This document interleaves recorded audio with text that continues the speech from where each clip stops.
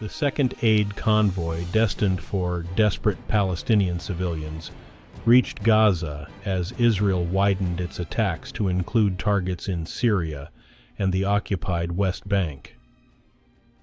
Meanwhile, the Israeli Prime Minister warned Lebanon's Hezbollah militant group that if it launches its own war, Israel would cripple it with a force it cannot even imagine.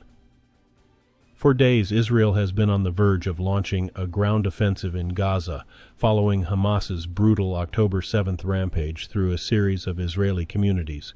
Tanks and troops have been massed at the Gaza border, waiting for the command to cross. Economy Minister surprises by beating populist in first round of Argentina's presidential election. Dwindling fuel supplies for Gaza's hospital generators put premature babies in incubators at risk. Internet snarl delays vote count in Venezuelan opposition's primary to choose presidential candidate. Today is Monday, October 23rd, 2023, and this is the Dunkley Report. Argentine Economy Minister Sergio Massa is leading right-wing populist Javier Milei in early returns from Sunday's presidential election. With nearly all votes counted, Massa has 36.7% and Milei has 30%, pointing to them advancing to a runoff vote next month.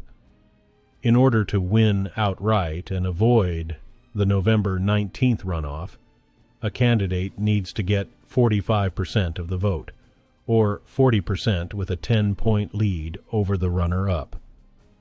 The highly polarized runoff will determine whether South America's second-largest economy will continue with a center-left administration or elect one of the right-leaning leaders who both promised profound changes to a country plagued by triple-digit inflation and rising poverty.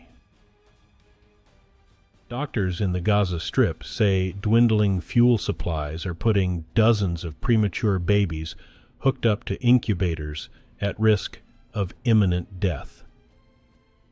The UN Health Agency estimates there are 130 premature babies at grave risk, while some hospitals say they are hours away from running out generator fuel. Israel has barred fuel from crossing into Gaza out of fears it will end up in the hands of the Hamas militant group. The UN agency responsible for Palestinians says it only has 3 days of fuel stocks left to meet critical needs. Venezuelans have chosen the candidate they think can end the decade-long crisis-ridden presidency of Nicolas Maduro. But they'll have to wait to learn the results of a Sunday primary election that the country's opposition organized independently despite government repression and other obstacles. It's the first presidential primary held in Venezuela since 2012, and setting up the election required the groups that make up the deeply fractured opposition to work together. That was a feat unto itself.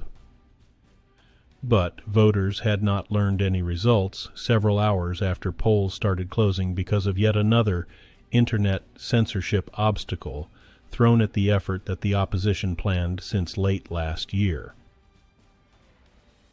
Hezbollah has announced the deaths of 5 more militants as clashes along the Lebanon-Israel border intensify.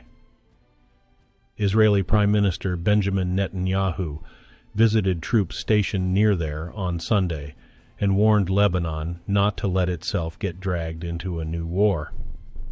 The tiny Mediterranean country is home to Hezbollah, a Shiite Muslim political party with an armed wing of the same name. Israeli soldiers and militants have traded fire across the border since Israel's war with the Palestinian group Hamas began. But the launches so far have targeted limited areas. Hezbollah has vowed to escalate if Israel begins a ground invasion of the Gaza Strip, which is likely, and Israel said it would aggressively retaliate. Norma has gained a bit of strength after being downgraded to a tropical storm as it moves into mainland Mexico. Meanwhile, Hurricane Tammy left the Caribbean island of Barbuda with minor damage. Once a Category 4 hurricane, Norma came ashore Saturday as a Category 1 near the Pacific resort of Los Cabos at the southern tip of Mexico's Baja California peninsula. Tammy made landfall hours later at the same strength. Norma's winds weakened further as it kept moving northeast, crossing the Gulf of California toward Mexico's mainland in the Sinaloa state. Russian strikes on power plants in the Ukraine war impacted almost half the country's energy capacity last winter. That forced millions of Ukrainians to learn to work, live, and cover basic needs without electricity. Many Ukrainians are expecting the same, or worse, this coming winter, and have spent months preparing, including collecting firewood. Sales of generators have exploded. Some residents who can afford it have invested in solar panels. Others have been purchasing candles, batteries, flashlights, and portable lanterns while stocking up on compact gas canisters. Ukrainian officials say 6 people have died in a missile strike on a mail depot in the eastern city of Kharkiv.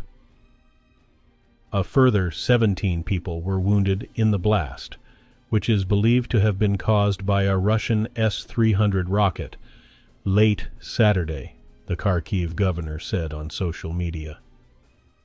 Meanwhile, officials in southern Ukraine said Sunday the Russian military had used a record number of aerial bombs over the country's Kherson region.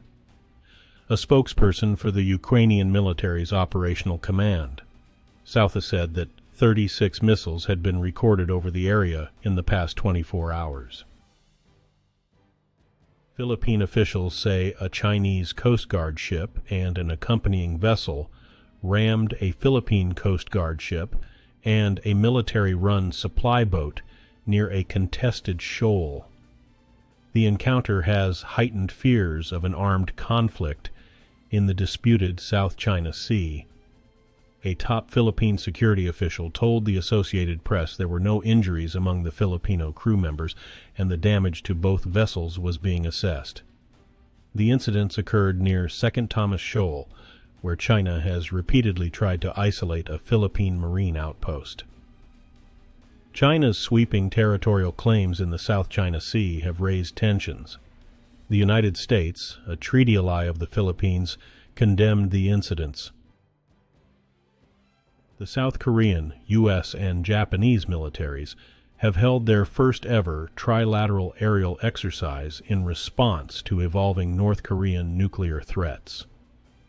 South Korea's Air Force says Sunday's training near the Korean peninsula was meant to boost their joint response capabilities against North Korean threats. It says the drill involved a nuclear-capable B-52 bomber from the United States and fighter jets from South Korea and Japan. The drill could enrage North Korea, which typically views U.S. training exercises with South Korea as an invasion rehearsal and responds with its own missile tests. Today's news was reported by the Associated Press. This has been the international news for Monday, October 23rd, 2023. Thanks again for joining us here at the Dunkley Report.